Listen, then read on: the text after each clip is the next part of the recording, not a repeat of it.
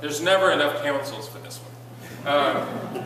General chapters for monks and nuns are to be held every 3 years. So every 3 years, this is something that was started by I think the monastery, Abbey of Cluny, and when the Cistercians, when we talked about St. Bernard from a few weeks ago, the Cistercians, general chapters were when monasteries from different places would get together. They would review the constitutions they lived by, how things were being lived out, what the problems were, if anything needed to be changed, if there's laxity or corruption in different places. So this is to happen every 3 years. The Fourth Lateran Council also prohibited the establishment of new religious orders. So this is Constitution 19. This was 1215, November of 1215. Within a year, the next Pope, Urban III, approved the Dominican. So this one wasn't in place too long. The Order of Preachers were approved because they chose a rule that was already in existence. Saint Dominic himself followed the rule of Saint Augustine, and he was a canon. So think of a cathedral with certain priests always attached to that cathedral, and they lived according to a common rule, a common way of life. That was the rule of Saint Augustine, and that is still the rule by which Dominicans live. So that was how we snuck under the fence on that one. Canonical penalties were to be assigned for clerical sins against chastity. There were constitutions passed on clerical gluttony, drunkenness, attire, and decorum. Let's see. One of the constitutions said, "There are others who celebrate Mass barely 4 times a year, and what is worse, do not bother to attend." So its problems with the clergy are not something simply for the 21st century. Clerics were forbidden from passing death sentence or having anything to do with shedding blood. Even up until, I think, the reform of canon law in 1983, if you had been, let's say, a doctor and involved with the death, someone died, you had to have a special permission in order to be ordained. There was an impediment, so it wasn't something that couldn't be lifted, but that was that the priest. There should be that separation between the actions of the priest and yes. I was just going to ask you that before you brought that up. In the case of heresies, where people were in positions and things like that, was it the secular king that carried out the same? Formally, what would happen? Now, there's I think a distinction that has to be made between the medieval Inquisition, which happens with the Albigensians, and the Spanish Inquisition, which was a function of the kingdom. So that was always driven by the crown itself.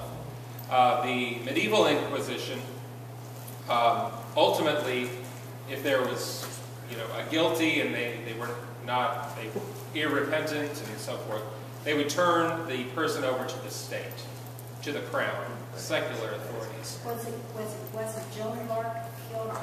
Wasn't she tried and executed by order of the king? Yeah, it was. I mean, the execution, the sentence of execution was given and carried out by the secular authority.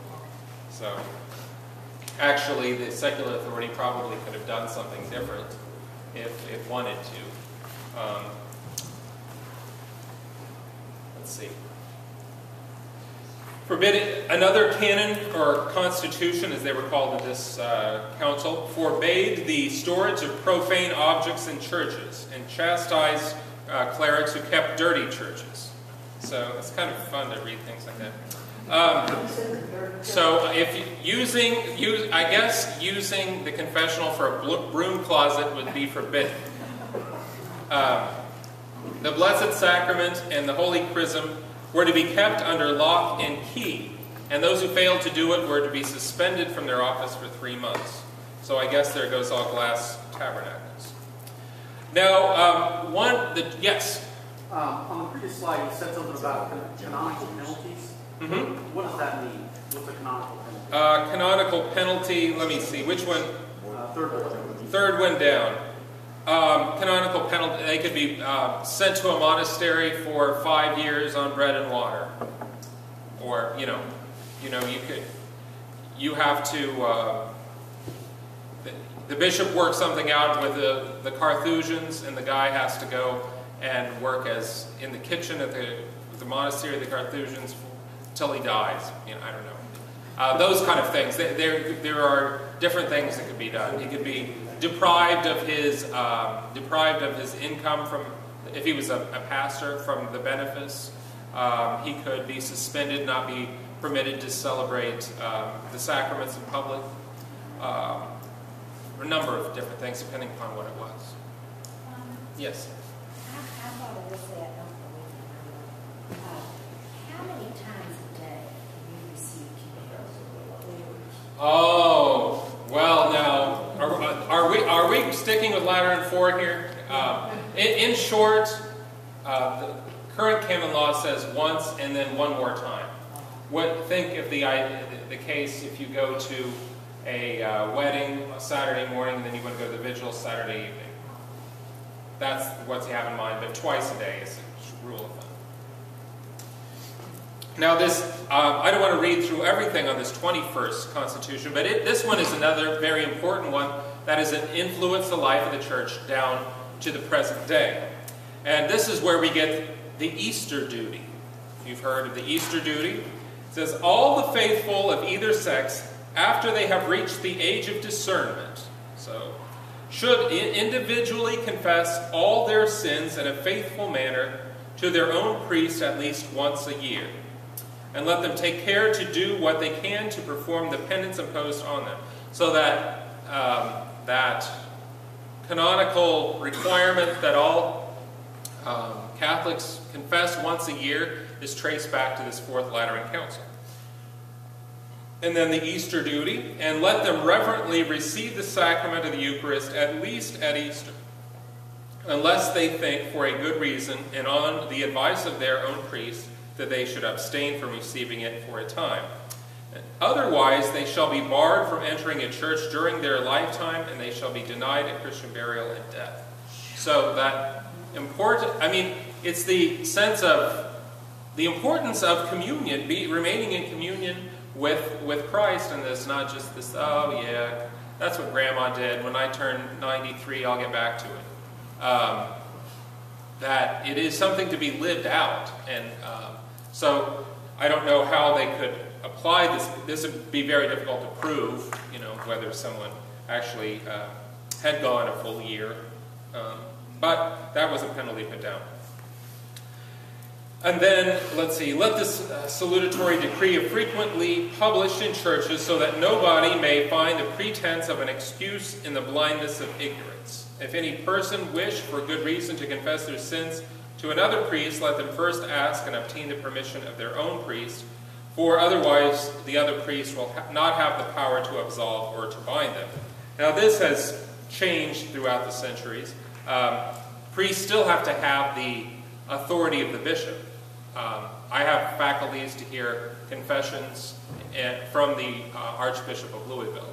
But if for some reason okay,